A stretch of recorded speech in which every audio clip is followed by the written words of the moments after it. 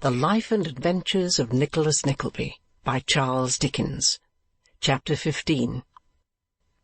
Acquaints the reader with the cause and origin of the interruption described in the last chapter, and with some other matters necessary to be known. Newman Noggs scrambled in violent haste upstairs with the steaming beverage, which he had so unceremoniously snatched from the table of Mr. Kenwigs, and indeed from the very grasp of the water-rate collector, who was eyeing the contents of the tumbler at the moment of its unexpected abstraction with lively marks of pleasure visible in his countenance. He bore his prize straight to his own back garret, where, footsore and nearly shoeless, wet, dirty, jaded, and disfigured with every mark of fatiguing travel, sat Nicholas and Smike, at once the cause and partner of his toil, both perfectly worn out by their unwonted and protracted exertion. Newman's first act was to compel Nicholas, with gentle force, to swallow half of the punch at a breath, nearly boiling as it was, and his next to pour the remainder down the throat of Smike, who, never having tasted anything stronger than aperient medicine in his whole life, exhibited various odd manifestations of surprise and delight during the passage of the liquor down his throat, and turned up his eyes most emphatically when it was all gone. "You are wet through," said Newman, passing his hand hastily over the coat which Nicholas had thrown off, "and I haven't even a change," he added with a wistful glance at the shabby clothes he wore himself.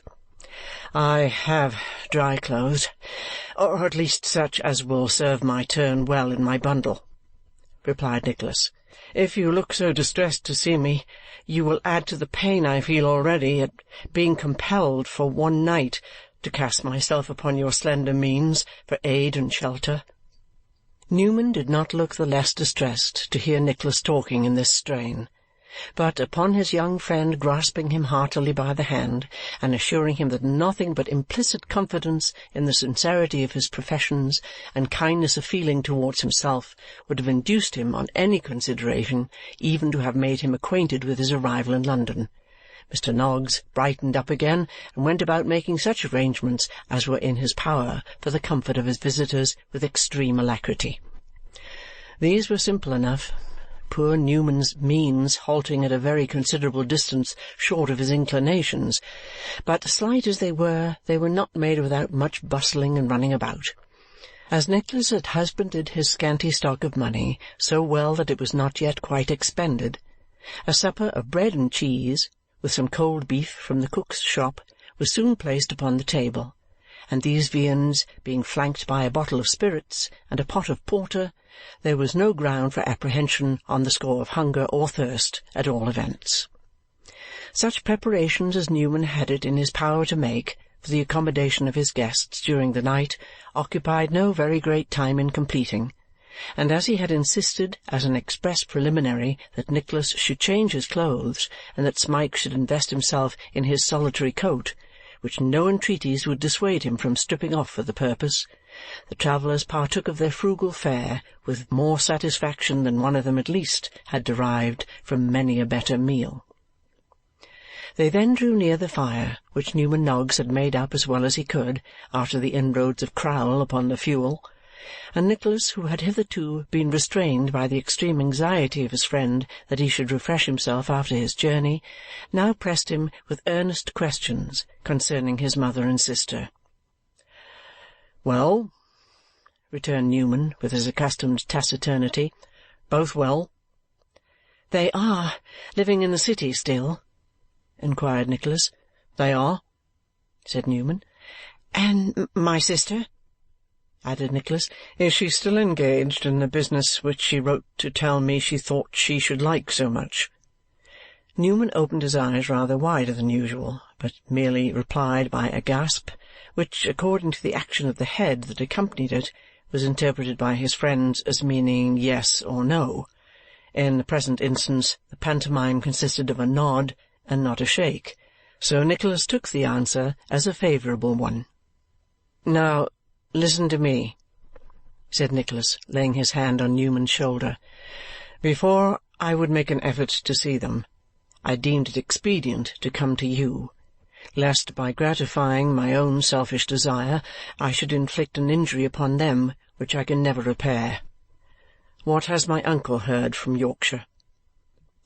Newman opened and shut his mouth several times, as though he were trying his utmost to speak, but could make nothing of it, and finally fixed his eyes on Nicholas with a grim and ghastly stare.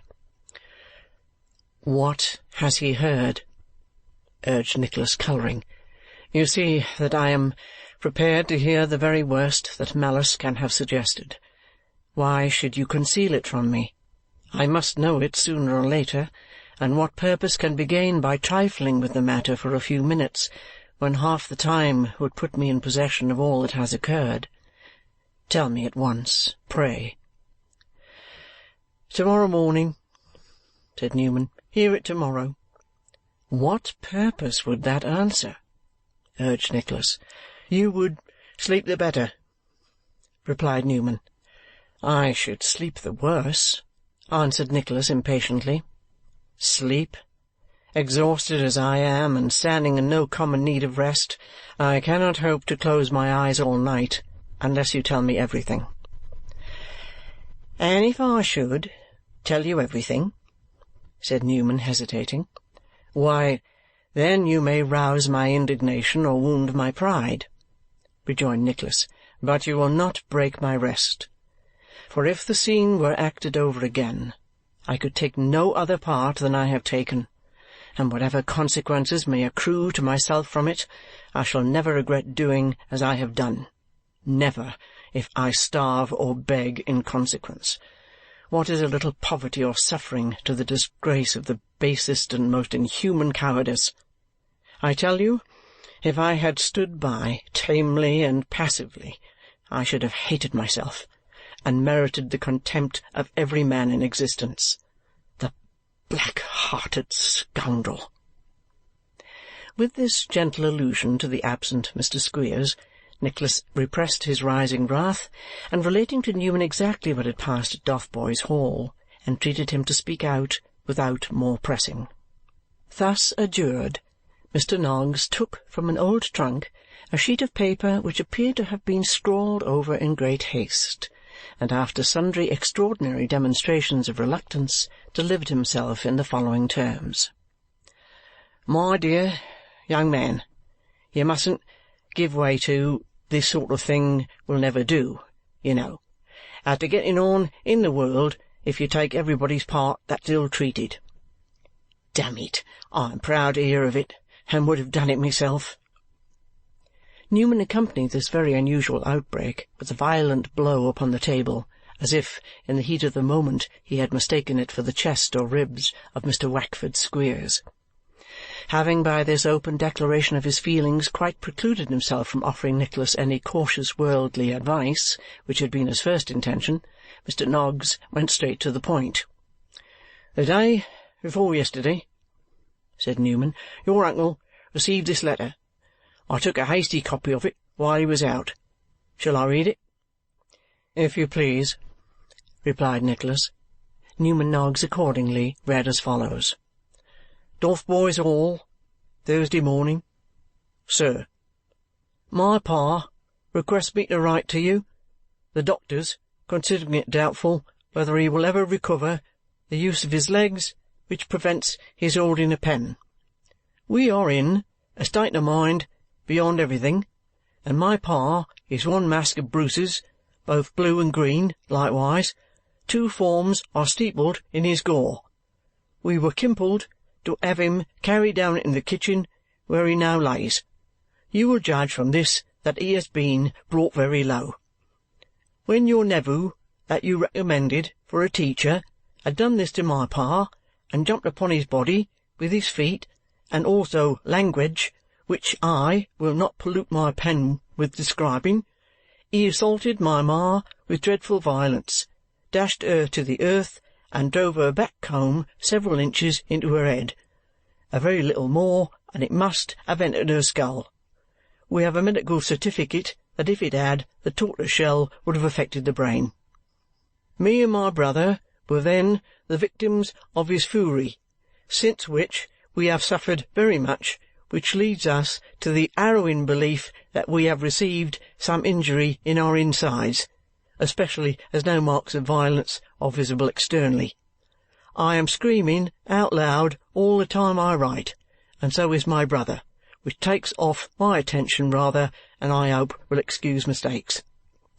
The monster, having satiated his thirst for blood, ran away, taking with him a boy of desperate character that he had excited to rebellion, and a garnet ring belonging to my ma, and not having been apprehended by the constables, is supposed to have been took up by some stage-coach. My pa begs that if he comes to you, the ring may be returned, and that you will let the thief and assassin go, as if we prosecuted him he would only be transported, and if he is let go he is sure to be hung before long, which will save us trouble and be much more satisfactory. Hoping to hear from you when convenient, I remain yours and cetera, Fanny Squeers. P.S. I pity his ignorance and despise him.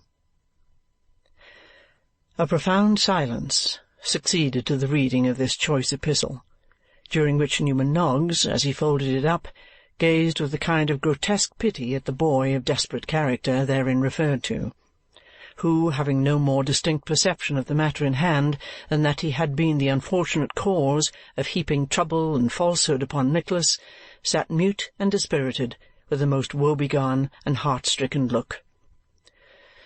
"Mr. Noggs," said Nicholas after a few moments' reflection, "I must go out at once." "Go out?" cried Newman. "Yes," said Nicholas, "to Golden Square. Nobody who knows me would believe this story of the ring, but it may suit the purpose, or gratify the hatred of Mr. Ralph Nickleby, to feign to attach credence to it. It is due not to him, but to myself, that I should state the truth, and, moreover, I have a word or two to exchange with him which will not keep cool." "They must," said Newman. "They must not, indeed," rejoined Nicholas firmly, as he prepared to leave the house. "Hear me speak," said Newman, planting himself before his impetuous young friend. "He's not there. He's away from town. He will not be back for 3 days, and I know that letter will not be answered before he returns." "Are you sure of this?" asked Nicholas, chafing violently and pacing the narrow room with rapid strides. "Quite," rejoined Newman. "He had hardly read it when he was called away. Its contents are known to nobody but himself and us." "Are you certain?" demanded Nicholas precipitately. "Not even to my mother or sister? If I thought that they... I will go there. I must see them. Which is the way? Where is it?" "Now, be advised by me," said Newman, speaking for the moment in his earnestness like any other man. "Make no effort to see even them till he comes home. I know the man. Do not seem to have been tampering with anybody. When he returns, go straight to him and speak as boldly as you like, guessing at the real truth. He knows it as well as you or I. Trust him for that." "You mean well to me, and should know him better than I can," replied Nicholas after some consideration. "Well, let it be so." Newman, who had stood during the foregoing conversation with his back planted against the door, ready to oppose any egress from the apartment by force if necessary, resumed his seat with much satisfaction, and as the water in the kettle was by this time boiling, made a glassful of spirits and water for Nicholas, and a cracked mugful for the joint accommodation of himself and Smike, of which the two partook in great harmony, while Nicholas, leaning his head upon his hand, remained buried in melancholy meditation. Meanwhile, the company below stairs, after listening attentively and not hearing any noise which would justify them in interfering for the gratification of their curiosity, returned to the chamber of the Kenwigses and employed themselves in hazarding a great variety of conjectures relative to the cause of Mr. Noggs's sudden disappearance and detention. "Law, I'll tell you what," said Mrs. Kenwigs. "Suppose it should be an express sent up to say that his property has all come back again." "Dear me!" said Mr. Kenwigs. "It's not impossible. Perhaps in that case we'd better send up and ask if he won't take a little more punch." "Kenwigs," said Mr. Lillyvick in a loud voice, "I'm surprised at you." "What's the matter, sir?" asked Mr. Kenwigs with becoming submission to the collector of water rates. "Making such a remark as that, sir?" replied Mr. Lillyvick angrily.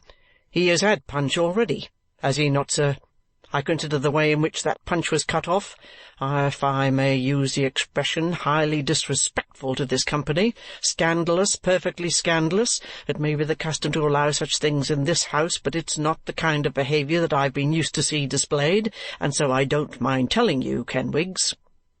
A gentleman has a glass of punch before him to which he is just about to set his lips, when another gentleman comes and collars that glass of punch without a with your leave or by your leave, and carries that glass of punch away.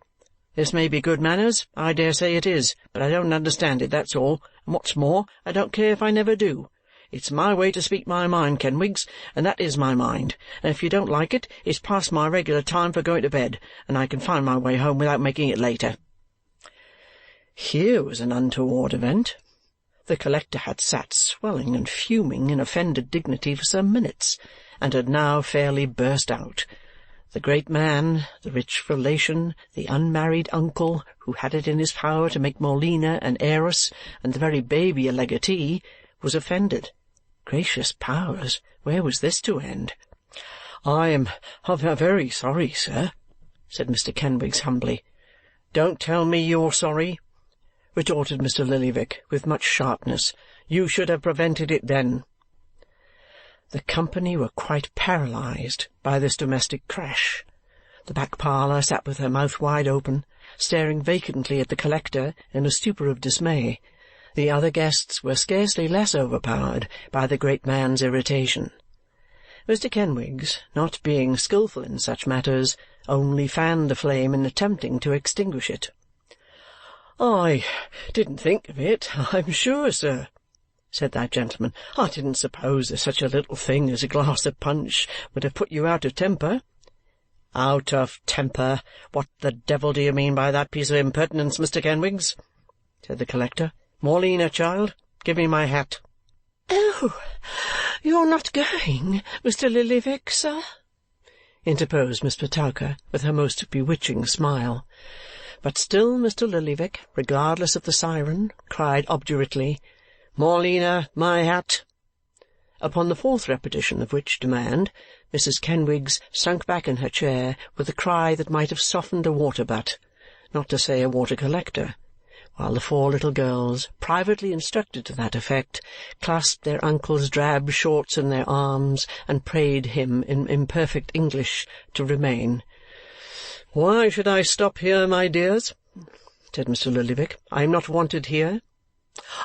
"Oh, do not speak so cruelly, uncle," sobbed Mrs. Kenwigs, "unless you wish to kill me." "I shouldn't wonder if some people were to say I did," replied Mr. Lillyvick, glancing angrily at Kenwigs. "Out of temper." "Oh, I cannot bear to see him look so at my husband," cried Mrs. Kenwigs. "He's so dreadful in families. Oh!" "Mr. Lillyvick," said Kenwigs, "I hope, for the sake of your niece, that you won't object to be reconciled." The collector's features relaxed as the company added their entreaties to those of his nephew-in-law. He gave up his hat and held out his hand. "There, Kenwigs," said Mr. Lillyvick, "and let me tell you, at the same time, to show you how much out of temper I was, that if I had gone away without another word, it would have made no difference respecting that pound or two which I shall leave among your children when I die." "Morleena Kenwigs," cried her mother in a torrent of affection, "go down upon your knees to your dear uncle and beg him to love you all his life through, for he's more an angel than a man, and I've always said so." Miss Morleena, approaching to do homage in compliance with this injunction, was summarily caught up and kissed by Mr. Lillyvick, and thereupon Mrs. Kenwigs darted forward and kissed the collector, and an irrepressible murmur of applause broke from the company who had witnessed his magnanimity. The worthy gentleman then became once more the life and soul of the society, being again reinstated in his old post of lion, from which high station the temporary distraction of their thoughts had for a moment dispossessed him. Quadruped lions are said to be savage only when they are hungry.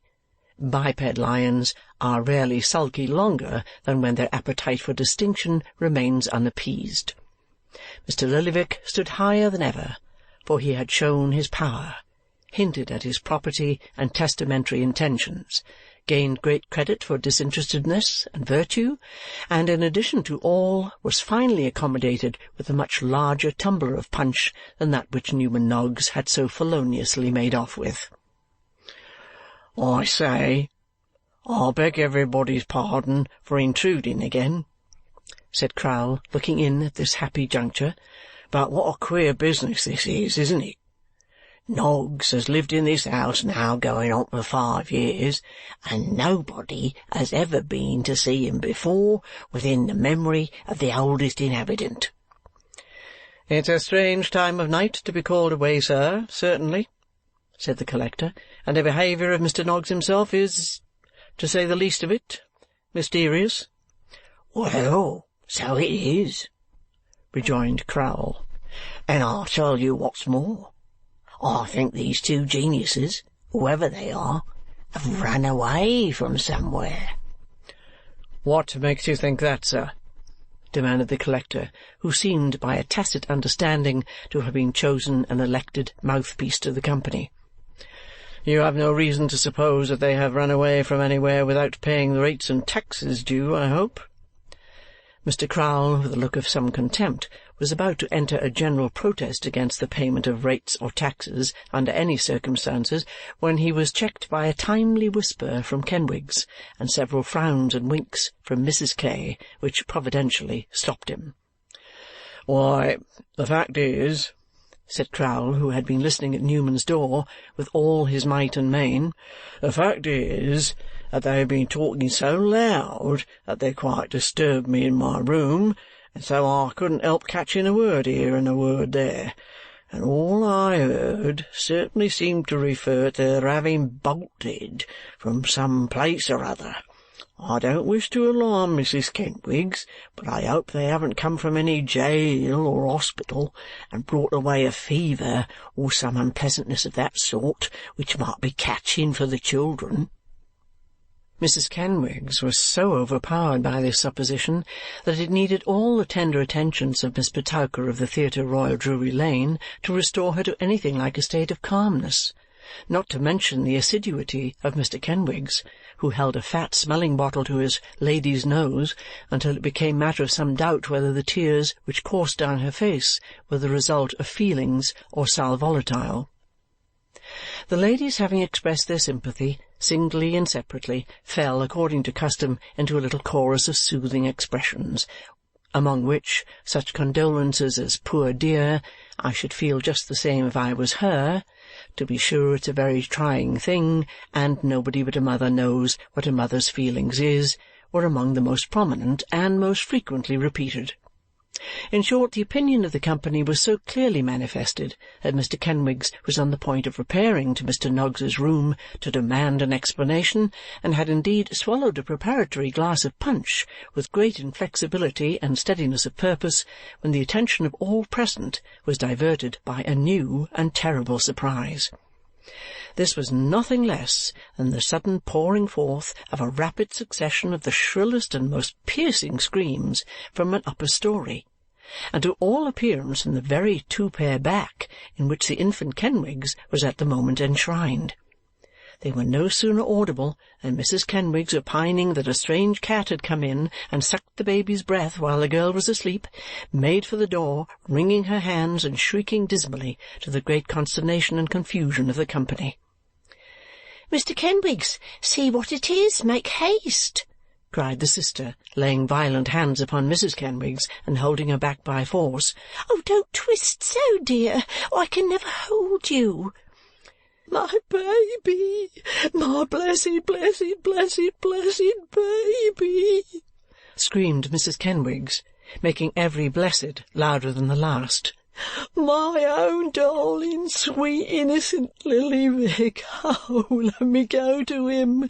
Let me go!"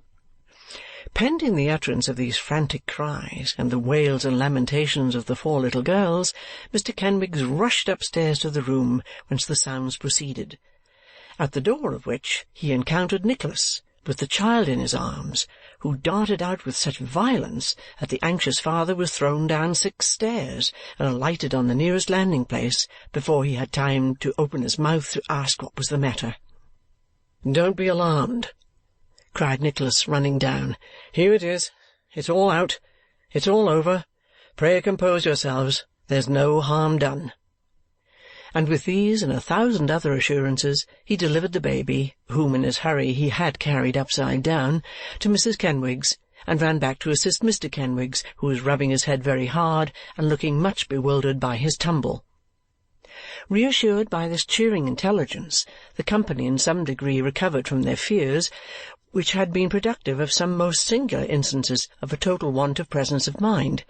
Thus the bachelor friend had, for a long time, supported in his arms Mrs. Kenwigs's sister instead of Mrs. Kenwigs, and the worthy Mr. Lillyvick had been actually seen, in the perturbation of his spirits, to kiss Miss Petowker several times behind the room door, as calmly as if nothing distressing were going forward. "It is a mere nothing," said Nicholas, returning to Mrs. Kenwigs.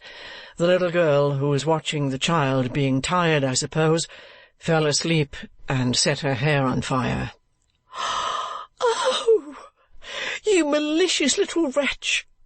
cried Mrs. Kenwigs, impressively shaking her forefinger at the small unfortunate, who might be 13 years old, and was looking on with a singed head and a frightened face. "I heard her cries," continued Nicholas, "and ran down in time to prevent her setting fire to anything else. You may depend upon it that the child is not hurt, for I took it off the bed myself and brought it here to convince you." This brief explanation over, the infant who, as he was christened after the collector, rejoiced in the names of Lillyvick Kenwigs, was partially suffocated under the caresses of the audience and squeezed to his mother's bosom until he roared again. The attention of the company was then directed, by a natural transition, to the little girl who had had the audacity to burn her hair off, and who, after receiving sundry small slaps and pushes from the more energetic of the ladies, was mercifully sent home, the 9pence with which she was to have been rewarded being escheated to the Kenwigs family. "And whatever we are to say to you, sir," exclaimed Mrs. Kenwigs, addressing young Lillyvick's deliverer, "I'm sure I don't know." "You need say nothing at all," replied Nicholas. "I have done nothing to found any very strong claim upon your eloquence, I am sure." "He might have been burnt to death if it hadn't been for you, sir," simpered Miss Petowker. "Not very likely, I think," replied Nicholas, "for there was abundance of assistance here which must have reached him before he had been in any danger." "You will let us drink your health anyway, sir," said Mr. Kenwigs, motioning towards the table. "In my absence, by all means," rejoined Nicholas with a smile. "I have had a very fatiguing journey and should be most indifferent company. A far greater check upon your merriment than a promoter of it, even if I kept awake, which I think very doubtful. If you will allow me, I'll return to my friend, Mr. Noggs, who went upstairs again when he found nothing serious had occurred. Good night." Excusing himself in these terms from joining in the festivities, Nicholas took a most winning farewell of Mrs. Kenwigs and the other ladies, and retired after making a very extraordinary impression upon the company. "What a delightful young man!" cried Mrs. Kenwigs. "Uncommon gentlemanly, really," said Mr. Kenwigs. "Don't you think so, Mr. Lillyvick?" "Yes," said the collector with a dubious shrug of his shoulders. "He is gentlemanly, very gentlemanly, in appearance." "I hope you don't see anything against him, uncle?" inquired Mrs. Kenwigs. "No, my dear," replied the collector. "No, I trust he may not turn out, well, no matter. My love to you, my dear, and long life to the baby." "Your namesake," said Mrs. Kenwigs with a sweet smile. "And I hope a worthy namesake," observed Mr. Kenwigs, willing to propitiate the collector. "I hope a baby as will never disgrace his godfather, and as may be considered in arter years of a piece with the Lillyvicks whose name he bears. I do say, and Mrs. Kenwigs is of the same sentiment, and feels it as strong as I do, that I consider his being called Lillyvick one of the greatest blessings and honours of my existence." "The greatest blessing, Kenwigs," murmured his lady. "The greatest blessing," said Mr. Kenwigs, correcting himself. "A blessing that I hope one of these days I may be able to deserve." This was a politic stroke of the Kenwigses, because it made Mr. Lillyvick the great head and fountain of the baby's importance. The good gentleman felt the delicacy and dexterity of the touch, and at once proposed the health of the gentleman, name unknown, who had signalized himself that night by his coolness and alacrity. "Who, I don't mind saying," observed Mr. Lillyvick, as a great concession, "is a good-looking young man enough, with manners that I hope his character may be equal to." "He has a very nice face and style, really," said Mrs. Kenwigs. "He certainly has," added Miss Petowker. "There's something in his appearance quite dear, what's that word again?" "What word?" inquired Mr. Lillyvick. "Why, dear me, how stupid I am!" replied Miss Petowker, hesitating. What do you call it when lords break off door-knockers and beat policemen and play at coaches with other people's money and all that sort of thing?" "Aristocratic," suggested the collector. "Ah, aristocratic," replied Miss Petowker. "Something very aristocratic about him, isn't there?" The gentlemen held their peace and smiled at each other, as who should say, "Well, there's no accounting for tastes." But the ladies resolved unanimously that Nicholas had an aristocratic air, and nobody caring to dispute the position, it was established triumphantly.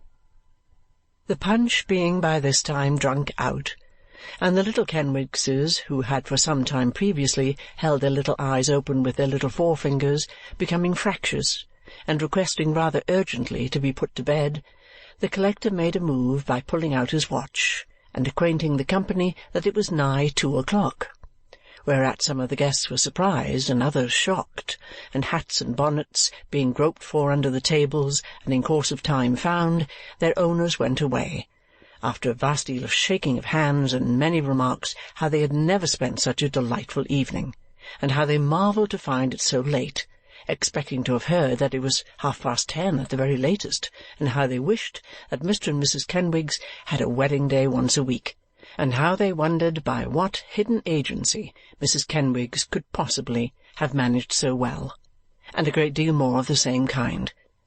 To all of which flattering expressions Mr. and Mrs. Kenwigs replied by thanking every lady and gentleman seriatim for the favour of their company, and hoping they might have enjoyed themselves only half as well as they said they had. As to Nicholas, quite unconscious of the impression he had produced, he had long since fallen asleep, leaving Mr. Newman Noggs and Smike to empty the spirit-bottle between them, and this office they performed with such extreme good-will that Newman was equally at a loss to determine whether he himself was quite sober, and whether he had ever seen any gentleman so heavily, drowsily, and completely intoxicated as his new acquaintance. Chapter 15